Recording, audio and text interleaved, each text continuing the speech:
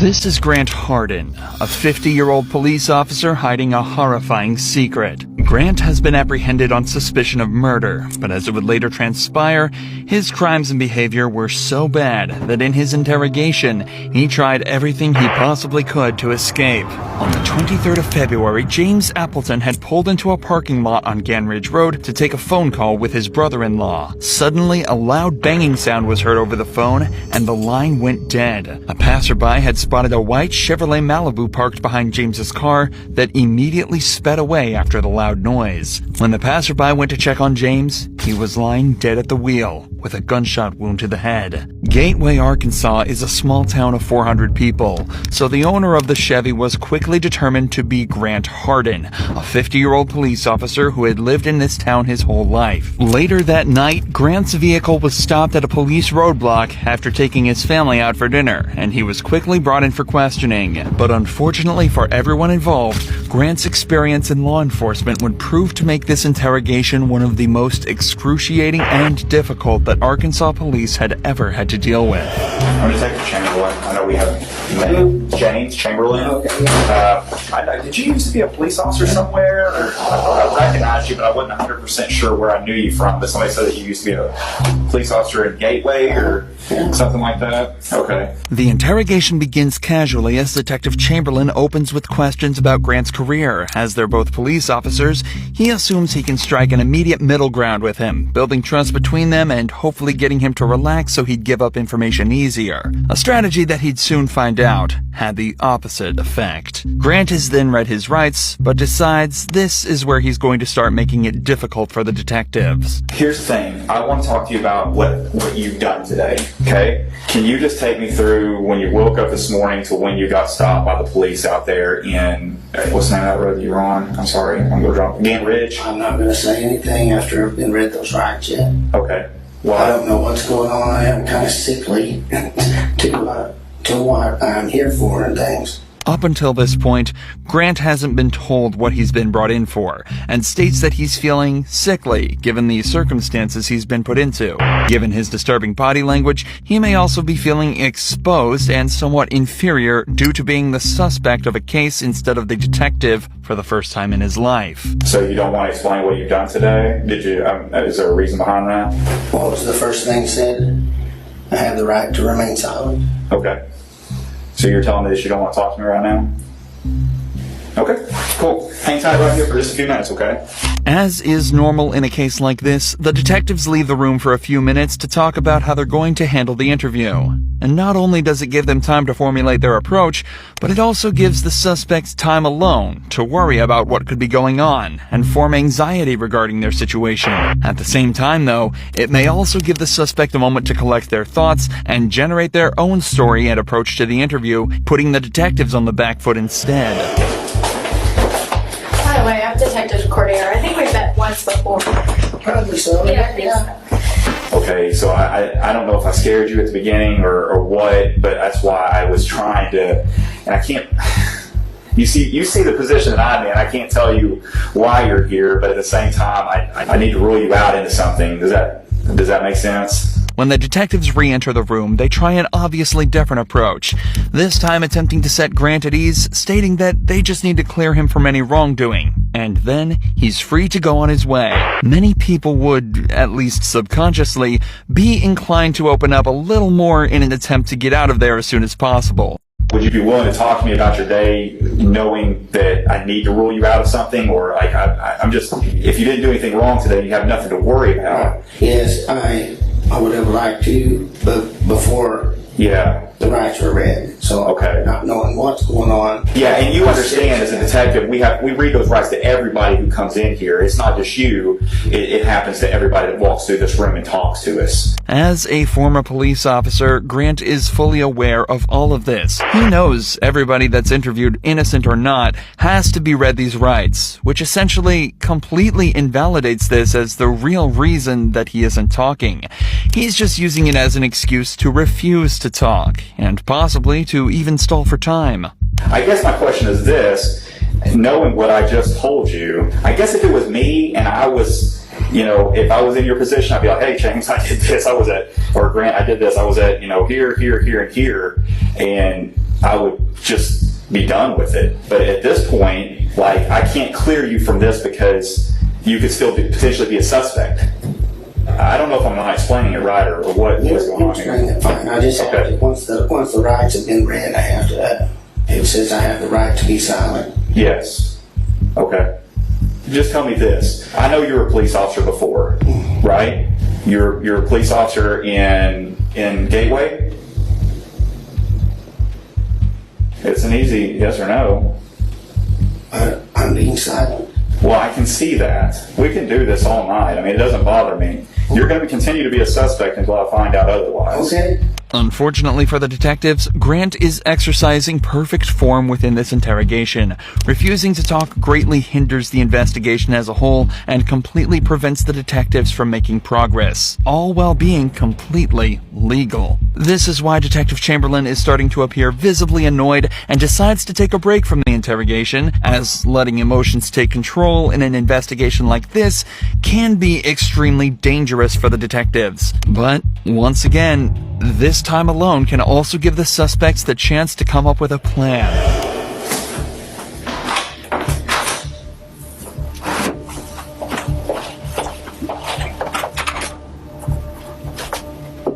Hello? I need to go You need to go where? home or get ready for work in a little bit. Okay, we'll just have a seat and I'll get it for you. Okay. Okay? All right, thank you. Hey, Grant. Yes, sir. The other officer told me you want to talk to me again. What's going on? I'm just ready to go. Okay. And I'm not ready for you to go yet, so you're not going to be able to go. I've got other things that I'm doing right now, so. I was gonna go. Oh, no, you're not going to Tell go. you that. Okay. Yeah, no, you're not. But I wanted, okay. Perfect. Thank you. Oddly enough, in many other investigations like this, now is around the time where an officer may attempt to come to a decision regarding the suspect. The interview is obviously at a complete standstill and no progress is being made in any direction. The standard protocol would be to either gather the information needed to charge the suspect for a crime or release them based on a lack of evidence. But whether the detective thinks he can extract more information or if it was an ego-based decision, Grant is told to stay and continue the interrogation.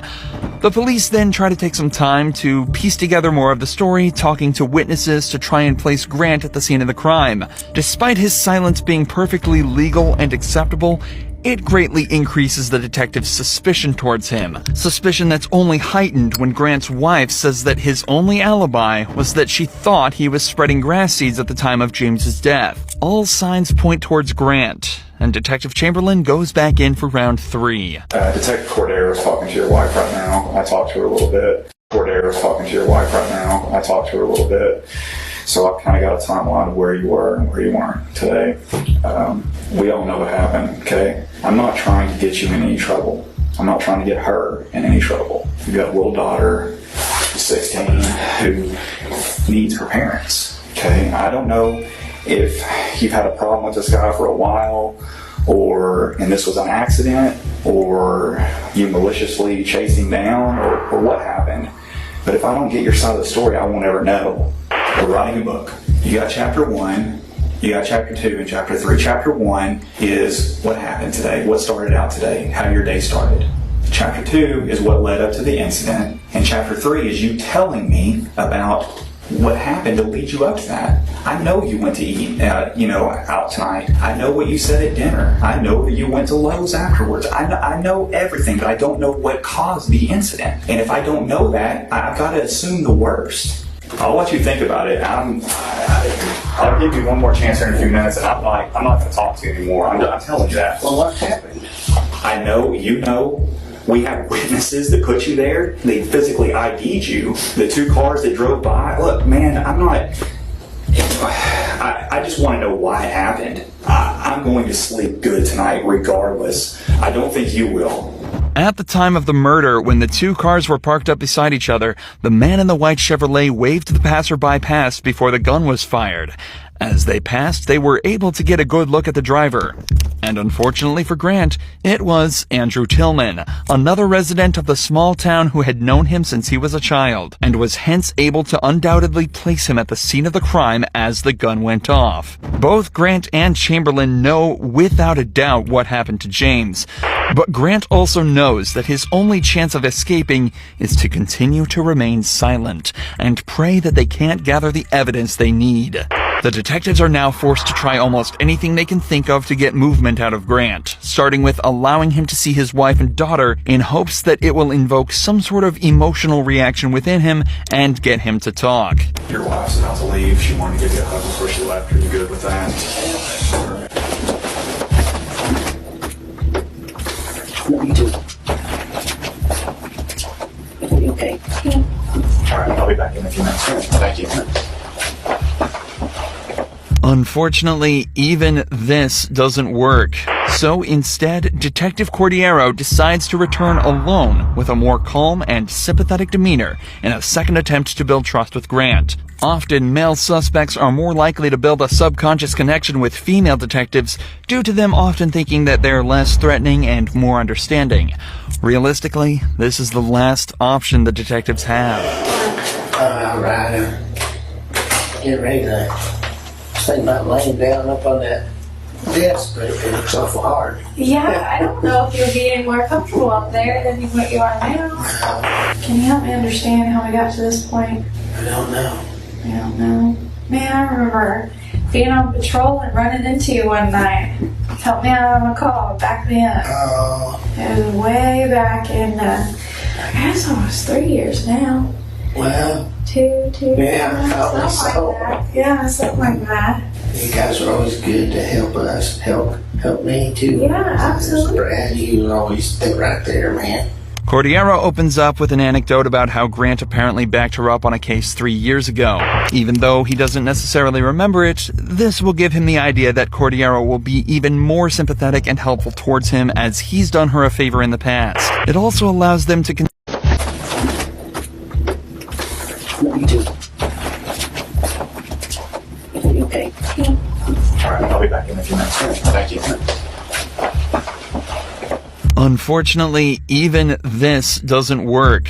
So instead, Detective Cordiero decides to return alone with a more calm and sympathetic demeanor in a second attempt to build trust with Grant. Often, male suspects are more likely to build a subconscious connection with female detectives due to them often thinking that they're less threatening and more understanding. Realistically, this is the last option the detectives have. Alright, get ready to think about laying down up on that desk, but it looks awful hard. Yeah, I don't know if you'll be any more comfortable up there than what you are now. Can you help me understand how we got to this point? I don't know. I don't know. Man, I remember being on patrol and running into you one night.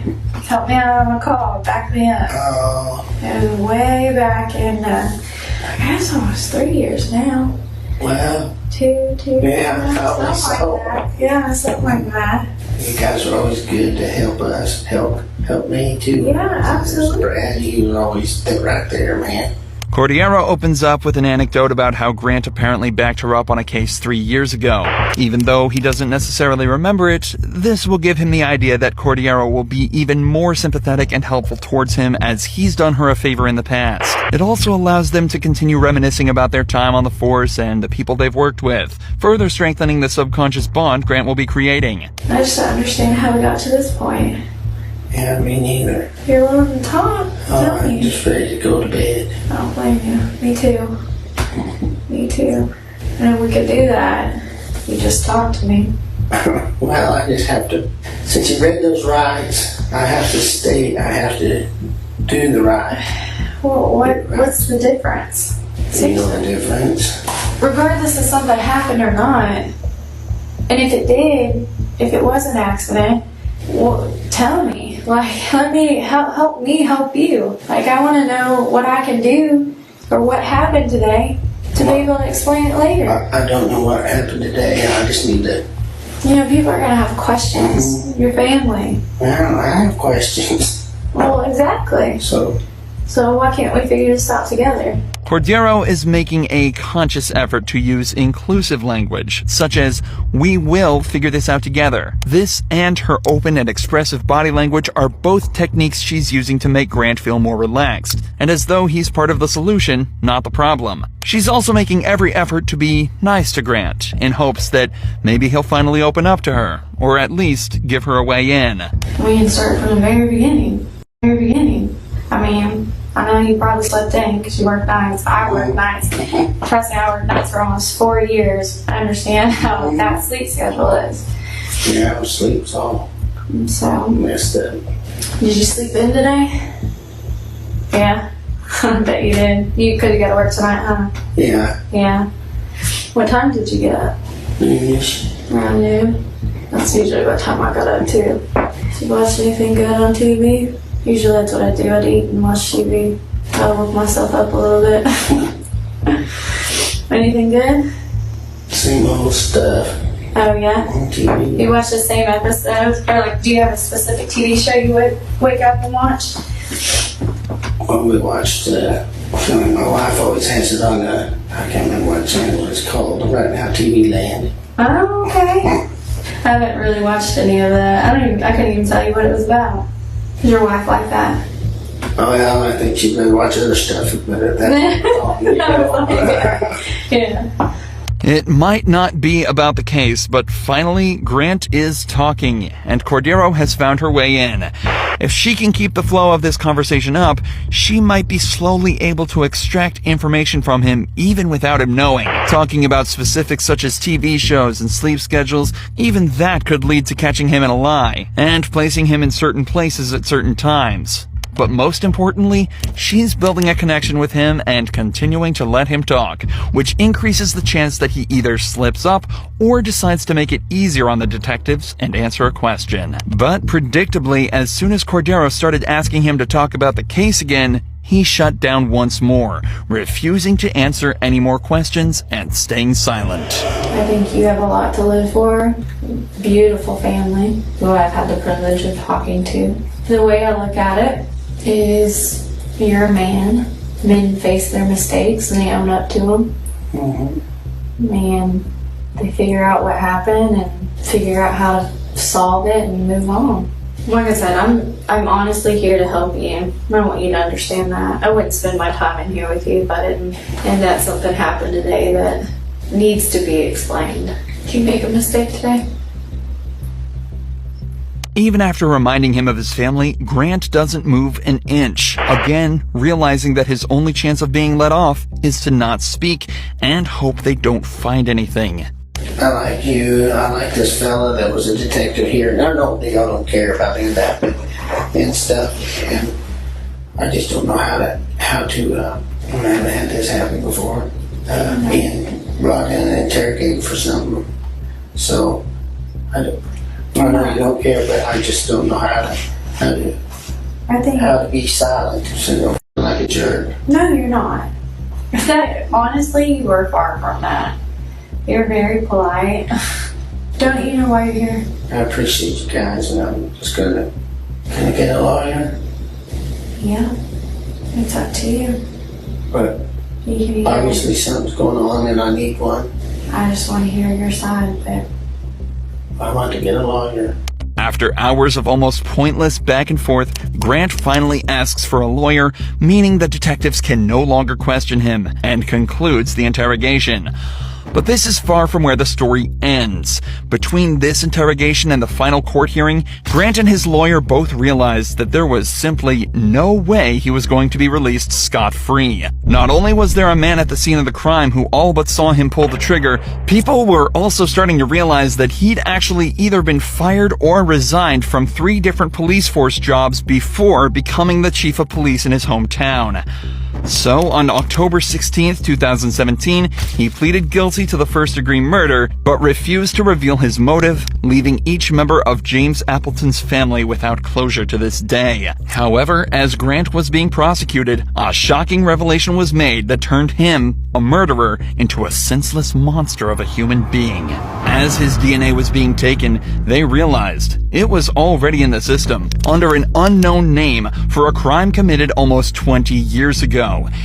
In November of 1997, a teacher at Frank Tillery Elementary School went to the teacher's lounge bathroom only to be met by a man brandishing a gun that forced her into a stall. The man then raped her and fled, taking care not to touch anything or leave evidence behind, except for the he left on her clothes. Local police did everything they could to identify the perp, but after 20 months of effort, the investigation went cold until 20 years later when Grant Hardin's DNA was found to be a perfect match. And because Rogers police had obtained a John Doe warrant back in 2003, allowing them to arrest an unknown suspect and bypass the statute of limitations, he was hit with the 14-year sentence for his on top of the 21 years for the murder of James Appleton. And as such, Grant Hardin was sentenced to 35 years in prison, meaning that he'll likely live out the rest of his life behind bars.